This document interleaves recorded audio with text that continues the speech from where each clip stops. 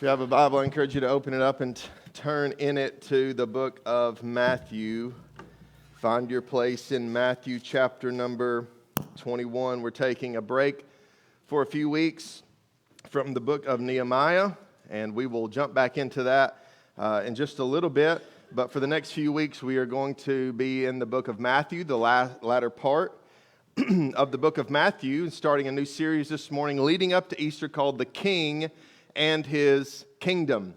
And we're looking to see how Matthew portrays Jesus in the last part of his gospel account, and specifically focusing on the King, who is Jesus, and the kingdom of Jesus, and some of the nature of that kingdom, and talking about that leading up to the victory of the King on Easter Sunday morning. And I wanted to just say to you very quickly that out in, I believe they're out there today, is that right? Yeah, we have some invitation cards that we want you to take. And what we want you to do is we want everyone to invite someone to Easter. So just think of one person that you know is unchurched, they're out of church, they're maybe lost, and take an invitation card and say, you're invited to our Easter service, come and sit with me. You can come and sit with me, and then I'll even take you to lunch afterward, and you can pay for their lunch. You guys work that out, however you want to do that. But at least have them, hey, come and sit with me. And we want to have many people here because the gospel is going to be presented, and maybe, you never know, someone might come to Christ. Or maybe some Christian who's out of church, away from the will of God, might get plugged back in. And so we want to be faithful to do that. So grab those on your way out. But we're going to work up to Easter, and we're going to start here in Matthew chapter 21 with a story that many of us are familiar with if you've been in church at all. It's what we know as the triumphal entry of Jesus. Now, this past summer, we went on a trip up to the Northeast, and we stopped in New York City on the way back, and we spent a couple of days in New York City to let the kids see, just Statue of Liberty and things like that. And so we stayed there a couple of days, and we were walking around Central Park, and while we were in Central Park, we were actually riding around Central Park. We had some people carry us along, and there was at one point a motorcade of like 3 or 4 Chevy Suburbans that were black with really dark tinted windows. All of them had dark tinted windows. You couldn't see inside. And they were driving through, and they were escorted in the front and behind by police officers. And so we're like, ooh, this must be somebody big. We don't know who it is. We still don't know who it was. Somebody thought it might be the mayor of New York at the time. We don't know. But I know that I remember thinking a couple of things. The first thing I thought was, I wonder who that is, right? Maybe there's somebody famous. Maybe, we can catch a glimpse of somebody that everybody knows. Maybe they're famous. Who is that? And then the second thing I thought was, whoever it is must be really important. Because who rides with 4 Suburbans, dark tinted windows and police? Okay, only the important people, right? Well, that kind of sentiment and idea is kind of what you find with this story of Jesus as he's riding into Jerusalem on what we know as Palm Sunday. It's kind of this idea of everybody's kind of asking the question, who is this? In fact, you're going to see it here in just a second. I think Matthew is presenting and really answering the question of who is this with all that's going on, all this fanfare and buzz walking into or riding into Jerusalem on this Palm Sunday. Who is this? And we're going to talk about that this morning. So read with me in Matthew chapter 21, beginning in verse number 1. It says, when they approached Jerusalem, that is Jesus and his disciples, they came to Bethphage at the Mount of Olives, which is on the eastern side of Jerusalem. And Jesus then sent 2 disciples, telling them, go into the village ahead of you. At once you will find a donkey tied there with her foal. Untie them and bring them to me. If anyone says anything to you, say that the Lord needs them, and he will send them at once." This took place so that what was spoken through the prophet might be fulfilled.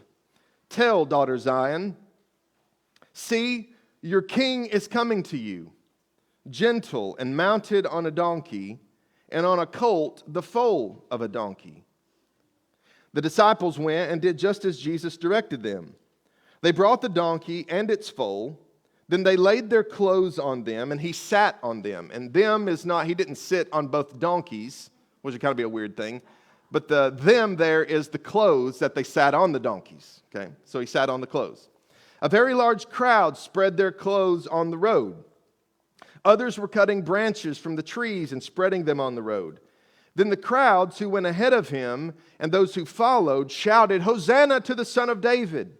Blessed is he who comes in the name of the Lord.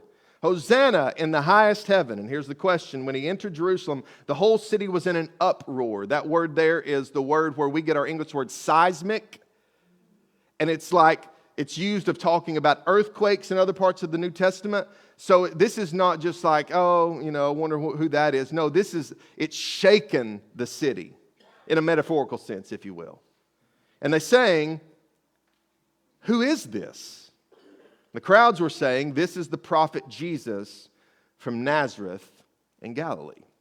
Now, there are some things that Matthew records here that Jesus does and things that happen around Jesus that reveal to us this question of who is Jesus, who Jesus is.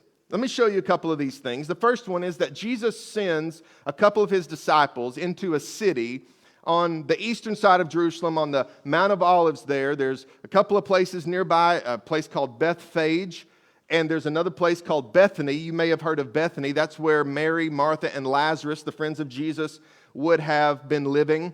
And he would travel from Jericho on the other side of the Mount of Olives on the east, and they would travel over the Mount of Olives, and then they would travel down the Mount of Olives, and on the eastern side was the eastern gate of the city that they would travel into as they're coming into Jerusalem from that direction. Well, Jesus sends two of his disciples into a city, and into that city he is specifically wanting them to find a donkey that is tied up there with her foal so that he can ride the foal into Jerusalem.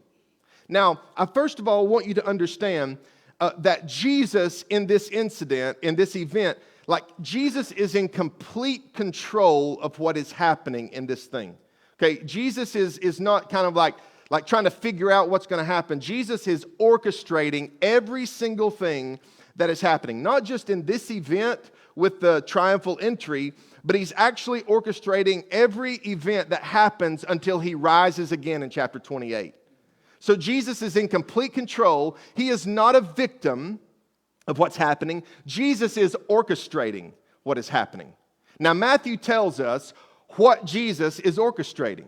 Okay? In Matthew chapter 24, verse number 4, look what it says, or 21, verse 4, says, "This took place so that what was spoken through the prophet might be fulfilled. Tell, daughter Zion, see, your king is coming to you, gentle and mounted on a donkey, and on a colt, the foal of a donkey."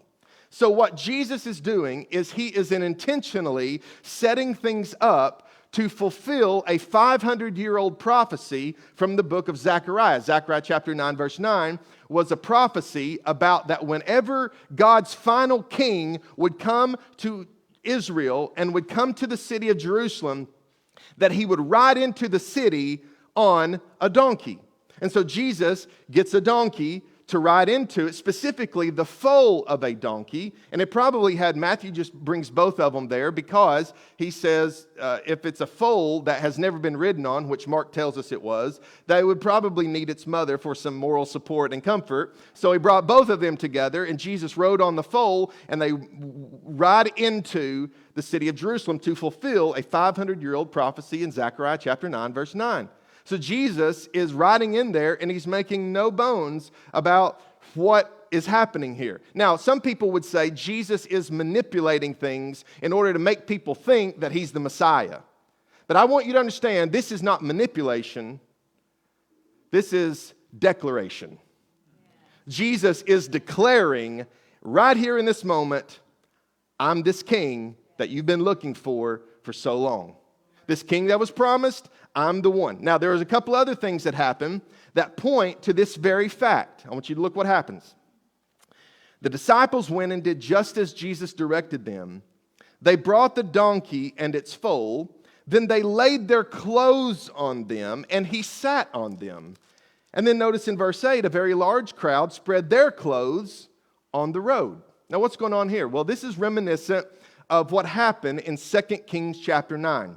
So in 2 Kings chapter 9, Elisha the prophet sends the son of the prophets to anoint a man named Jehu, who is a commander in Israel's army. He sends them to anoint, or this son of the prophet, to anoint Jehu to be the king in Israel. And so the son of the prophet, we don't know his name, just one of the sons of one of the prophets, goes to find Jehu. He's there with all of the commanders, and he says, I've got a message for you. And they say, well, which one do you have a message for? And he says, well, it's for Jehu. And so they go into a little private area, and the prophet, the son of the prophet, anoints Jehu to be the king over Israel. And then he slips out the back door, doesn't say anything else. He gets out of there and goes home. Well, Jehu comes back into this crowd of commanders. He's there, and he says, he just kind of, like sheepishly is walking back, like, and they're like, well, what'd he say? He's like, you know the prophets, you know how they are. They just, they just like to talk. Not really important. And they're like, no, you're lying to us. He told you something important. What was it? And he's like, well, he made me king. And so what it says in 2 Kings 9:13 is that what they did was they took their garments and they laid their garments on the ground, on the steps, so that Jehu could walk over them. And what this was, it was a symbol, a show of recognition that he was king, and it was a show of submission and loyalty to him as the king. And so what you have here is this large crowd, by their very act, the disciples and this crowd, this large crowd is revealing that they recognize Jesus as the king, as this coming king that God promised. Well, you want more evidence? Look what happens. Others, in verse 8, were cutting branches from the trees and spreading them on the road.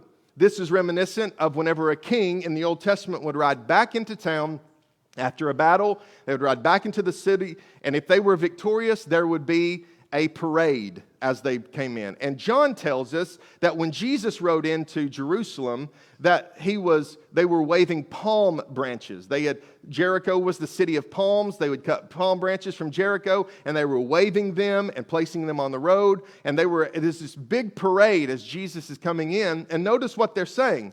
They are saying, Hosanna to the Son of David. Blessed is he who comes in the name of the Lord. Hosanna in the highest heaven. Now, this is a quote from Psalm 118, which Psalm 118 is a psalm that is praising God for his victory that he gives through someone known as the one who comes in the name of the Lord. And what they're saying is they are recognizing they're connecting Jesus with the one who comes in the name of the Lord, who they are trusting to bring them victory. Furthermore, notice what they call him. They call him Hosanna to who? The son of who?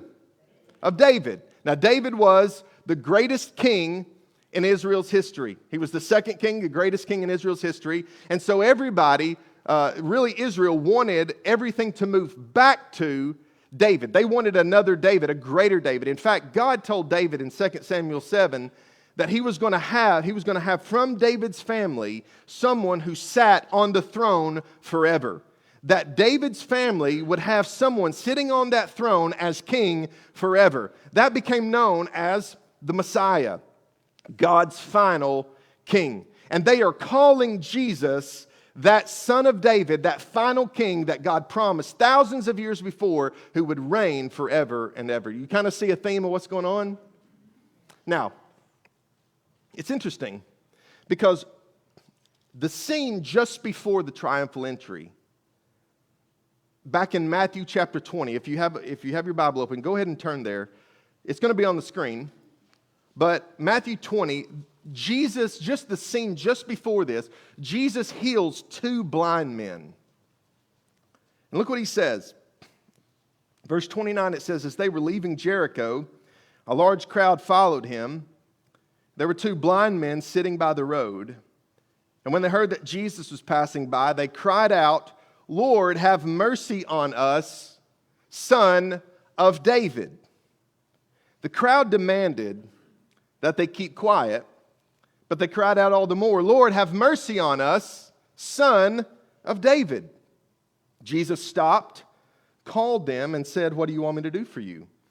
Lord, they said to him, open our eyes. Moved with compassion, Jesus touched their eyes. Immediately they could see, and they followed him.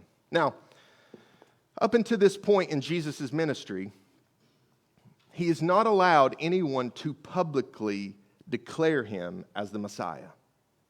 If you remember, like when Jesus would heal someone, he would heal someone, and then he would tell them, don't go tell anybody about this. The disciples were privy to some things that happened, and he's like, don't tell anybody that happened. Somebody would recognize that Jesus was the Messiah, and he would say, don't tell anybody of what you've just recognized. This is something known as the messianic secret. How Jesus seems to be kind of keeping his identity a secret from the people around him. There's just a few people that are kind of coming to recognize who Jesus really is. And the reason this is the case is because Jesus understands and knows that the people will not completely understand what it means that he's the Messiah. In fact, if you remember, whenever Jesus fed the 5,000 men, probably 15,000, maybe even 20,000 people with the 5 loaves and the 2 fish, it says there that what those people wanted to do was those people were trying to make him king. And he slips away from them so that it doesn't happen. Because he doesn't want them. They think that he's going to be a king. He doesn't want that to happen right away. And so there's this messianic secret where he's kind of trying to keep everything, under wraps until the timing is right. Well, here's what you find in Matthew 21. The timing's right. This is Jesus's sense of declaring, hey, okay, no more secrets. I am the king. I'm the king. Okay? So that's really the first point of the sermon. Boy, it took a long time to get there, didn't it? Jesus is king. Jesus is king. Now, what's interesting about this is that Jesus is king, but he's not really the king people expected. Look with me back in Matthew chapter 21, verse number 5.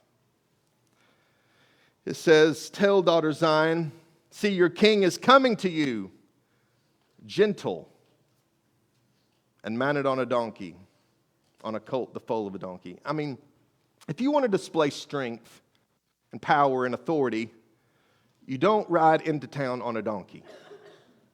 You ride into town on a horse, a white horse, magnificent, pompous, strong. But that's not how Jesus came. Jesus came specifically, deliberately, intentionally. He came as gentle, as humble. Jesus came in weakness. You see, when Jesus rode into town and everybody is declaring him to be Hosanna to the Son of David, and they are talking about Hosanna, which means save us now. That's an Aramaic phrase that means save us. Whenever they're saying this, what they were wanting is they were wanting a Messiah who would come in and deliver them from the oppressors of Rome. Rome was oppressing Israel, and they wanted a military leader who would come in and destroy their enemies, who would destroy Rome, restore the kingdom back to its former glory, and reign forever, and just destroy all of these enemies of Rome. But Jesus did not come into Jerusalem to destroy Rome. Jesus did not come in, listen, Jesus did not come in to conquer. Jesus came in to be killed. The throne Jesus was going to go be on was not a throne he would sit on in authority, but it was a cross that he would hang on and die. And Jesus comes in completely different than what most people think. And so the second point that I want to make to you is not only is Jesus king, but Jesus is the gentle king. He is one who presented himself in weakness so that he might save us. He didn't come in on a horse and in power and great glory. He came in on a donkey in weakness and humility, and he gave up his strength so that he could save the people who needed saving. He did not come to deliver the people from Rome. He came to deliver people from their sin. So Jesus is king, and Jesus is the gentle king. Let me just tell you a little bit of what that means for us. So to say Jesus is king is not something that we can simply just gloss over. It's not something that we can just kind of move past and, just kind of like, oh, that's nice. Ho-hum, that's nice. Let's move on. The fact that Jesus is king and the fact that he's declaring himself king demands something from us. It demands a response. So think about this.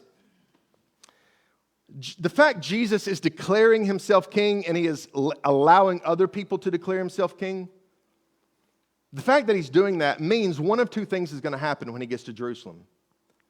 Either he's going to go conquer or he's going to be killed. Because Rome is not going to allow people to declare themselves king. And remember, all of these people that are going into Jerusalem are travelers who have come for Passover. So there's 1 million, maybe even 2 million people who are coming into the city. Imagine how Rome, who's in charge, is thinking, this doesn't look very good. Somebody who's saying he's king, somebody else, all these people are saying he's king. Is this an army trying to overthrow us? Now, they would have a reason to believe that that could be a possibility because that had happened multiple times in the history of Israel, or in the history of the Roman Empire, specifically in the section between Old and New Testaments. It's called the intertestamental period. There's a guy there named Judas Maccabeus, who led a revolt called the Maccabean or the Maccabean Revolution that was trying to overthrow Rome. He was looked at as a Messiah figure who was trying to overthrow Rome. And Rome's like, no, we're not letting this happen. And so Jesus is either going in and he's strong enough to conquer, or he's going to be killed for it. So what Jesus is doing, and by the way, Jesus knows this. Jesus knows this, and yet he does it anyway. Do you know why? Because Jesus is going into Jerusalem. Here's what he's saying. I'm the king. You either crown me or you kill me. And I want you to understand, you either crown me or kill me, but you cannot be neutral with me. And I want us to understand this morning that that's true for us. You and I, listen to me, you and I cannot be neutral with Jesus. We either crown him, meaning we recognize him as king, or we reject him as king. We either receive him as king or we reject him as king. There is no neutral ground when it comes to Jesus. You've got to make a choice. The very presentation of Jesus being king demands, it forces us to choose sides. Now, we love to think of Jesus as our helper, the one we look to for guidance, our healer, our comforter. And Jesus says, I am those things to you. I will be those things for you. I am your shepherd. I am the good shepherd, he said, who lays down his life for his sheep. I am the shepherd. I am your guidance, your direction. I am the wonderful counselor. I will be that for you. When you need direction and you need wisdom, I will give that to you. When you need help, I will give that to you. When you need comfort and encouragement, I will be there to give that to you. But listen to me. Jesus is none of those things for us until he is first king over us. Jesus' power in your life is a kingly power. Meaning that all of the blessings that Jesus gives to people, all of the things that He promises to people, only come first when we submit and obey Him as King. But when we do that, do you know who He becomes? He becomes the gentle King. He becomes the King who presented Himself in weakness and humility to die for our sin so that we might be saved. And if Jesus presented Himself in weakness and humility and gentleness, then that means that the only way that we can come to Him is if we present ourselves to Him in weakness and humility and gentleness. You see, we don't come to Jesus to be saved by presenting to Him our strength. The only way we're ever saved is if we come to Him and we present to Him our weakness. When we come to Him in desperation. When we come to Him in just complete dependence. And we're saying, Lord, I don't have anything. I am nothing. I can't do anything. The only way I'm coming to You is to come to You dependently, humbly, bowing before You. And the Bible says that God resists the proud, but He gives grace to the humble. That God receives those people who would come to Him in gentleness just the way that He came to us. So, the main point is that Jesus may not be the King that we expect, but He is the King we need. Because of the way He presented Himself and the way that He receives us when we depend on Him. Now, I said that Jesus is the King, and Jesus is the gentle King. But there's one other point that Matthew wants to make. You see it in verse number 5. Matthew 21, verse 5 says this, "Tell daughter Zion, see, your King is coming to you." Jesus is not only the King, He is not only the gentle King, but Jesus is the coming King. 500 years, they had a prophecy Jesus would come. And they were waiting expectantly for Jesus to come, for the Messiah to come. And we are now on the other side of the cross, the other side of the resurrection, but we now wait expectantly for Jesus to come.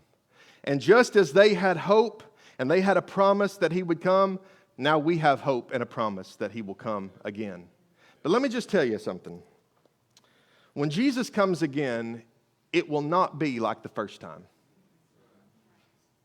So, listen to what Revelation chapter 19, verse 11 says and following.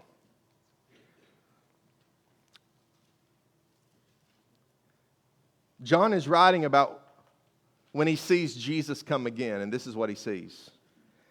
"Then I saw heaven opened, and there was a white horse." Not a donkey. A white horse. Its rider is called Faithful and True. And he judges and makes war with justice. His eyes were like a fiery flame, and many crowns were on his head.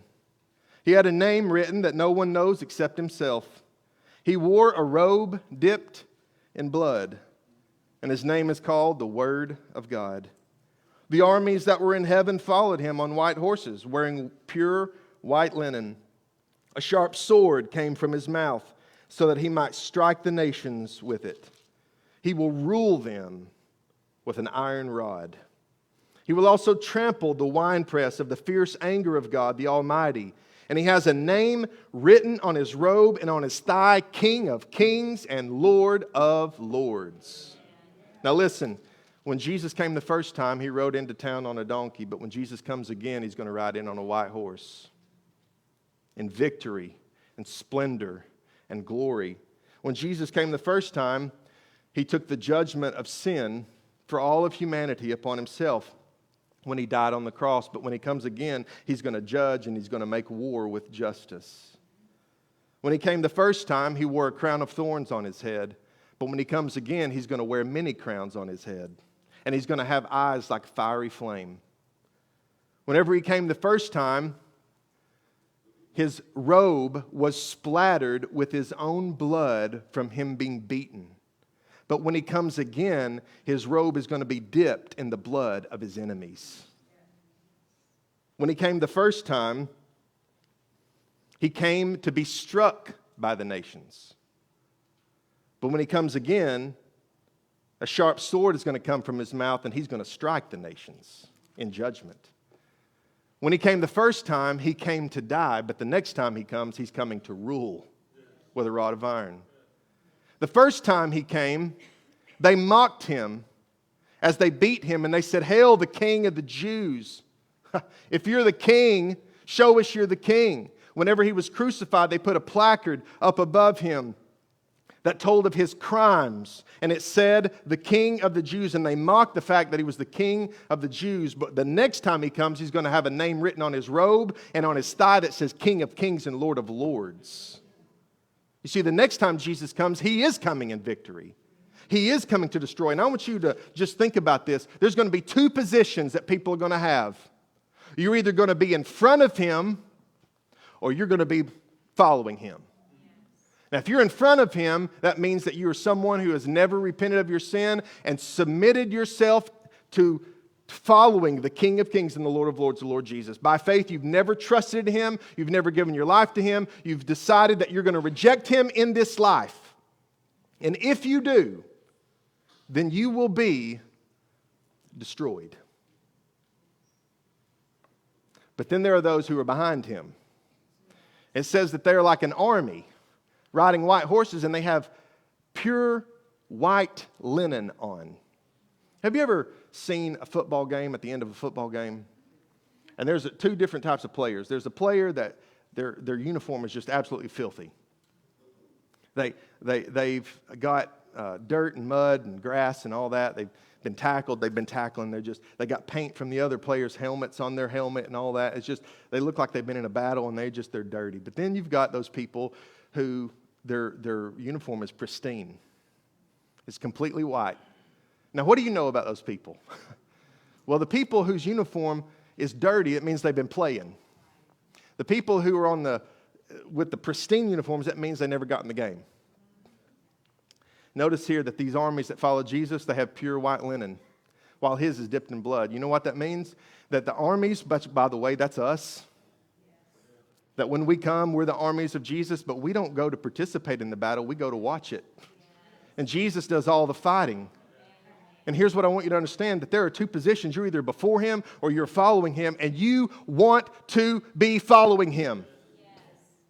When all this happens, you want to be following Jesus. So Jesus is the king that when we'll submit and obey, he'll become a gentle king. Someone that we can expectantly, hopefully wait for as the coming king.